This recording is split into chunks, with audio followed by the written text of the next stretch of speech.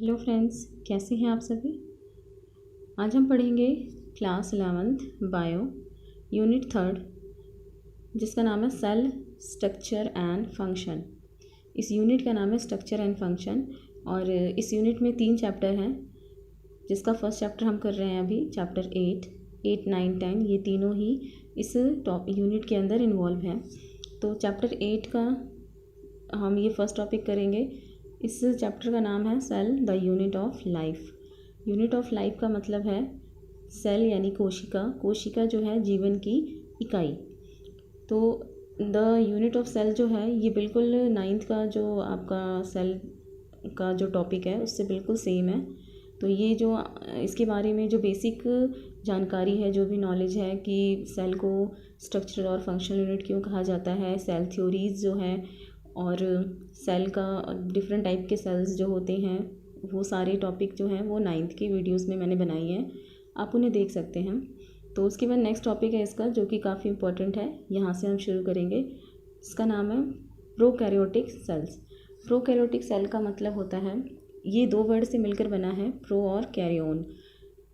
कैरियोन word होता है nucleus, pro मतलब प्रिमिटिव। प्रिमिटिव का मतलब होता है काफ़ी प्री एग्जिस्टिंग, जिसे जो पहले से प्रेजेंट है, बहुत ही पहले का। और न्यूक्लियस मतलब केंद्रक सेल का। तो इसका न्यूक्लियस क्या होता है, काफ़ी प्रिमिटिव टाइप का होता है, वेल डेवलप्ड नहीं होता है, काफ़ी सिंपल टाइप का होता है। तो ऐसे सेल्स जो होते हैं उनको प्रोकैरियोटिक सेल बोलते हैं। इसके एग्जाम्पल हैं bacteria, blue grain algae, mycoplasma and PPLO. इसकी फुल फॉर्म होती है प्लूरोनिमोनिया लाइक ऑर्गेनिज्म। तो इन सभी में प्रोकैरियोटिक सेल्स प्रेजेंट होते हैं ये सारे। इसके कुछ बेसिक फैक्ट हैं प्रोकैरियोटिक सेल्स के बारे में कुछ, तो आप इसे पॉइंट के फॉर्म में याद कर सकते हैं। सबसे फर्स्ट है very in shape and size. काफ़ी शेप और साइज़ में इनके अलग अलग होते हैं, जनरली स्मॉलर होते हैं। यूकैरियोटिक सेल्स के अकॉर्डिंग ये काफ़ी छोटे होते हैं साइज़ में। उसके बाद नेक्स्ट है multiply more rapidly than eukaryotic. Eukaryotic cell जो होते हैं वो मल्टीप्लाई होते हैं, उनके साथ साथ जो ये होते प्रोकैरियोटिक होते हैं ये बहुत ही फास्ट रैपिडली मल्टीप्लाई होते हैं। इनकी जो मल्टीप्लिकेशन की पावर होती है काफ़ी ज़्यादा होती है। No well defined nucleus. तो ये पहले ही हम देख चुके हैं कि प्रिमिटिव मतलब pre existing, no well defined यानी कि इनका न्यूक्लियस अच्छे से डिफाइंड नहीं होता है। जैसे यूकैरियोटिक सेल्स में काफ़ी सारे ऑर्गेनेले प्रेजेंट होते हैं, इसमें नहीं होते हैं। और ये न्यूक्लियस डिफाइंड नहीं है, यानी कि सबसे मेन चीज़ इसमें न्यूक्लियर मेम्ब्रेन एब्सेंट होती है। ठीक है। नेक्स्ट है genetic material is basically naked. ये इसी वजह से है क्योंकि न्यूक्लियर मेम्ब्रेन नहीं है, और मेम्ब्रेन ना होने की वजह से न्यूक्लियस के अंदर का जितना भी जेनेटिक मटेरियल है वो सभी क्या होता है, नेकेड होता है, ओपन होता है। उसके बाद नेक्स्ट हैव प्लाज्मिड। इसमें प्लाज्मिड प्रेजेंट होता है, इसके बारे में हम आगे डिस्कस करेंगे। प्रेजेंट राइबोसोम्स जो कि यूकैरियोटिक सेल्स में भी प्रेजेंट होते हैं, प्रोटीन सिंथेसाइज का काम करते हैं, यानी कि प्रोटीन फॉर्मेशन करते हैं। उसके बाद मीजोजोम्स एक सबसे अलग स्ट्रक्चर होता है जो कि यूकैरियोटिक सेल्स में नहीं होता है। ये होते क्या है, infolding of cell membrane. Cell membrane जो होती है वो इनफोल्डिंग हो जाती है, यानी अंदर ही अंदर उसमें कई सारे फोल्ड्स बनने शुरू हो जाते हैं और वो अलग सा स्ट्रक्चर फॉर्म कर लेते हैं, काफ़ी अलग अलग शेप के होते हैं, जिसको हम मीजोजोम्स कहते हैं। तो प्रोकैरियोटिक सेल्स का ही हम आगे डिस्कस कर रहे हैं। नेक्स्ट टॉपिक है इसका, next point cell envelope and its modification. Cell envelope का मतलब सेल मेम्ब्रेन। तो सेल मेम्ब्रेन जो होती है a tightly bound 3 layered structure. Prokaryotic cells के अंदर जो सेल मेम्ब्रेन होती है वो काफ़ी टाइटली बाउंड होती है, बहुत ज़्यादा टफ मेम्ब्रेन होती है, और वो 3 लेयर्ड स्ट्रक्चर होती है, 3 लेयर से मिलकर बनी होती है। सबसे आउटर मोस्ट इज़ ग्लाइकोकैलिक्स। सबसे बाहर की जो मेम्ब्रेन होती है वो ग्लाइकोकैलिक्स केमिकल की बनी होती है, प्रोटीन होता है ये। सेल वॉल सेकंड नंबर पे सेल वॉल होती है, मेन सेल वॉल जो होती है। थर्ड पे होती है प्लाज्मा मेम्ब्रेन, जबकि यूकैरियोटिक सेल्स में सिर्फ सेल वॉल और प्लाज्मा मेम्ब्रेन ही होती है, और लेकिन इसमें एक आउटर मोस्ट लेयर भी प्रेजेंट होता है for protection.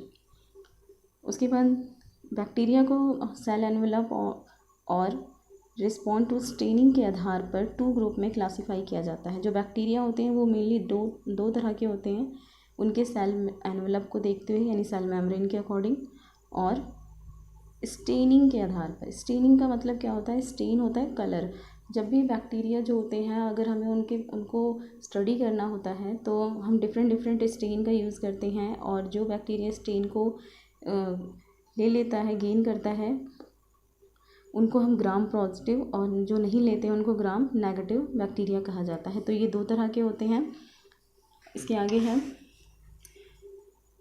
A scientist gram gave this process of staining. एक साइंटिस्ट थे जिनका नाम था ग्राम, उन्होंने ही ये स्टेनिंग की प्रोसेस को प्रोसीड किया था, बताया था कि स्टेनिंग होती है। बैक्टीरिया जो होते हैं वो स्टेन को लेते हैं, और जो बैक्टीरिया ग्राम के स्टेनिंग का पॉजिटिव रिस्पॉन्स देती हैं, मींस जो स्टेन हो जाती हैं, उन्हें ग्राम पॉजिटिव बैक्टीरिया ग्रुप में क्लासीफाई किया गया है।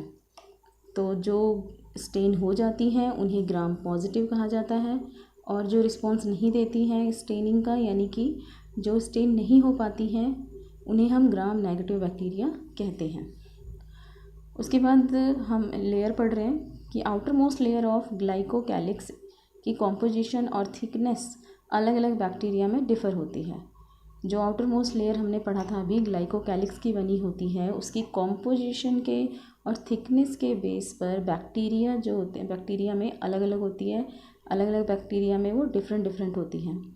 अगर ये लूज शीट की फॉर्म में प्रेजेंट है तो उसे स्लाइम लेयर कहा जाता है। अगर किसी बैक्टीरिया में जो ग्लाइकोकैलिक्स की जो लेयर प्रेजेंट है, अगर वो एक पतली सी शीट के रूप में है तो उस लेयर को हम स्लाइम लेयर कहते हैं। और अगर यही थिक और टफ़ होती है, अगर वही लेयर काफ़ी मोटी और टफ़ हो, तब हम उसे कैप्सूल कहेंगे। उस बैक्टीरिया को क्या कहेंगे? कैप्सूल। और मेनली जो बैक्टीरिया होती हैं उनकी शेप आपने देखी होगी कि वो कैप्सूल की फॉर्म में ही प्रेजेंट होती हैं। उसके बाद नेक्स्ट एनवेलप होता है सेल वॉल। सेल वॉल जो होती है for providing strong structural support and determine the shape. जो सेल वॉल होती है वो सबसे, उसका काम क्या होता है, वो एक स्ट्रॉन्ग स्ट्रक्चरल सपोर्ट देती है, उसको सपोर्ट प्रोवाइड करती है, और दूसरा उसके शेप को डिटरमाइन करती है। सेल वॉल जो होती है उसी की शेप पे ही डिपेंड करेगा कि बैक्टीरिया का शेप कैसा है। उसके बाद नेक्स्ट है थर्ड एनवेलप प्लाज्मा मेम्ब्रेन, जिसे प्लाज्मा मेम्ब्रेन को हम SPM भी बोलते हैं, और ये हम पहले पढ़ चुके हैं। आप ये, इसके लिए मैंने आपको पहले बताया कि आप नाइन्थ क्लास की जो मैंने वीडियो बनाई है सेल की, आप उसे ज़रूर देखना। उसके अंदर प्लाज्मा मेम्ब्रेन के बारे में बताया हुआ है कि SPM क्या होता है। इसका मतलब होता है selectively permeable membrane. Selectively permeable membrane यानी कि वो मेम्ब्रेन जो कि सिलेक्टिव परमिट है, जो कि सिलेक्टिवली यानी कि कुछ ही चुनी हुई चीज़ों को ही परमिट करती है, अलाउ करती है। मेम्ब्रेन जो होती है सेल की मोस्टली SPM होती है, यानी कि सिलेक्टिवली परमिएबल होती है।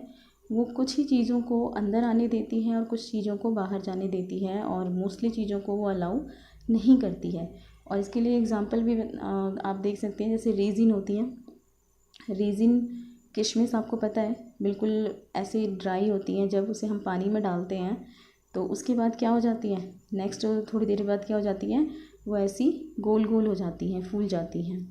तो उसके बाद क्या होता है, फूलने के बाद क्यों फूल जाती हैं, क्योंकि उसने पानी को क्या किया, एब्जॉर्ब कर लिया।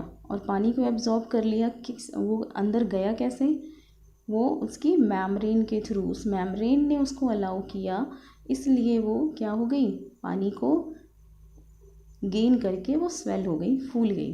तो ये काम होता है SPM का। और अगर नेक्स्ट उसके आगे देखेंगे, अगर फूले हुए रेजिन्स हैं और हमने उसे एक कंसनट्रेटेड सॉल्यूशन में रख दिया तो वो क्या हो जाएंगे, फिर से बिल्कुल ड्राई जैसी हो जाएंगी। उसके अंदर का जो सॉल्यूशन होगा वो रिमूव हो जाएगा, ठीक है, रिमूव हो जाएगा, जिसकी वजह से वो पहले की तरह बिल्कुल पतले से हो जाएंगे। तो ये मेम्ब्रेन की वजह से ही हो पाता है।